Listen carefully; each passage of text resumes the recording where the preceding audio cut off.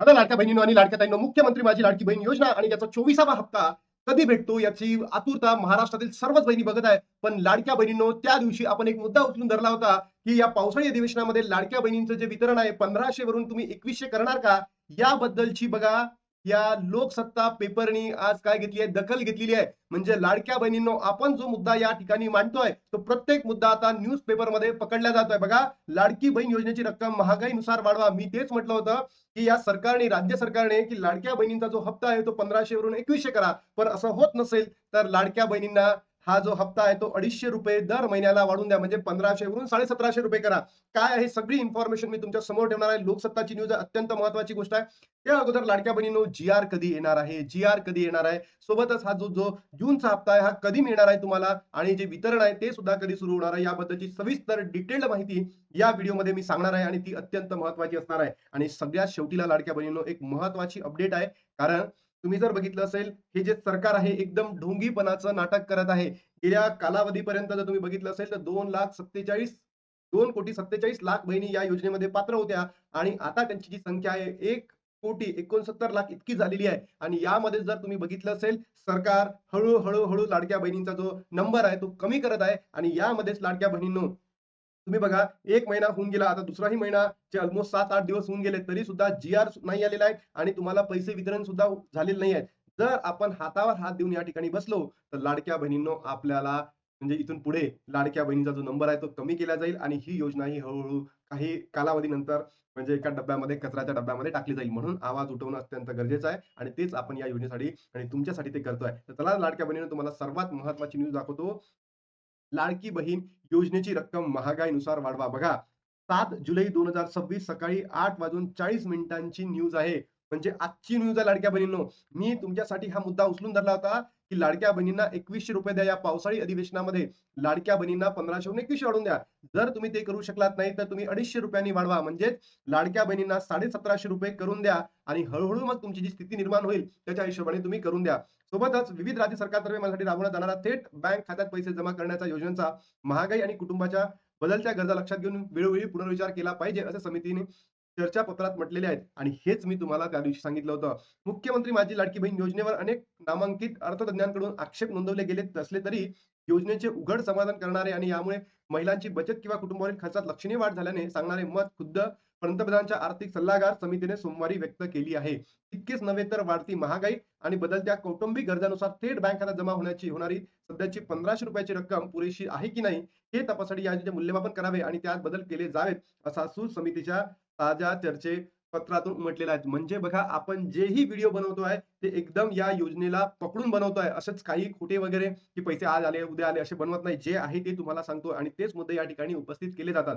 विविध राज्य सरकारतर्फे महिलांसाठी राबवल्या जाणाऱ्या थेट बँक खात्यात पैसे जमा करण्याच्या योजनेचा महागाई आणि कुटुंबाच्या बदलत्या गरजा लक्षात घेऊन वेळोवेळी पुनर्विचार केला पाहिजे, असे समितीने चर्चापत्रात म्हटले आहे.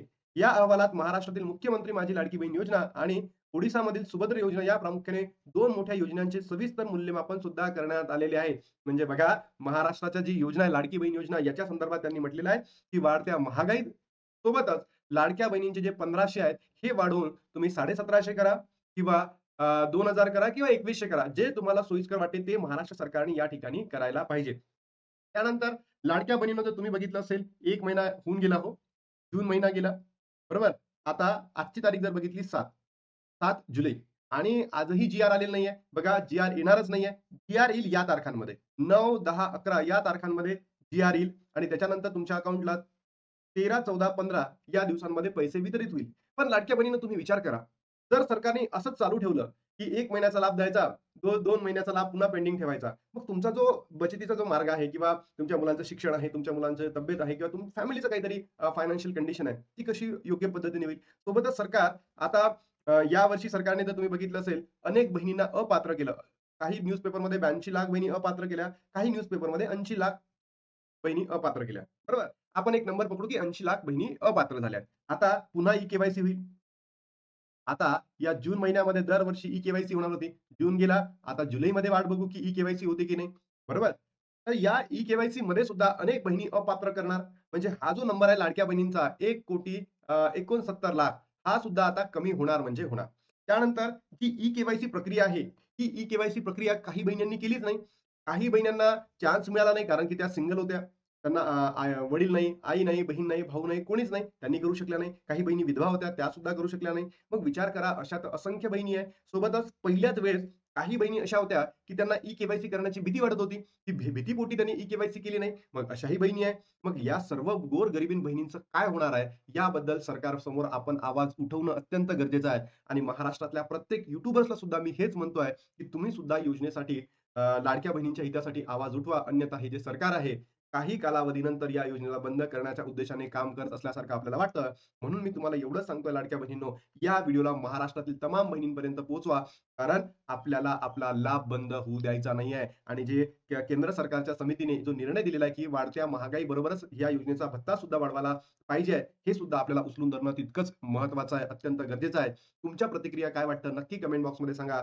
सोबतच लाडक्या बहिणींनो, जी-आर कधी येईल मी तुम्हाला सांगितलं 8, 9, 10 या 3 तारखांमध्ये जी-आर प्रसिद्ध होईल. 8, 9, 10 या 3 दिवसांपैकी जूनचा हप्ता कधी मिळणार लाडक्या बहिणींनो? तर जूनचा हप्ता तुम्हाला मिळणार आहे 13, 14, 15 या 3 दिवसांमध्ये.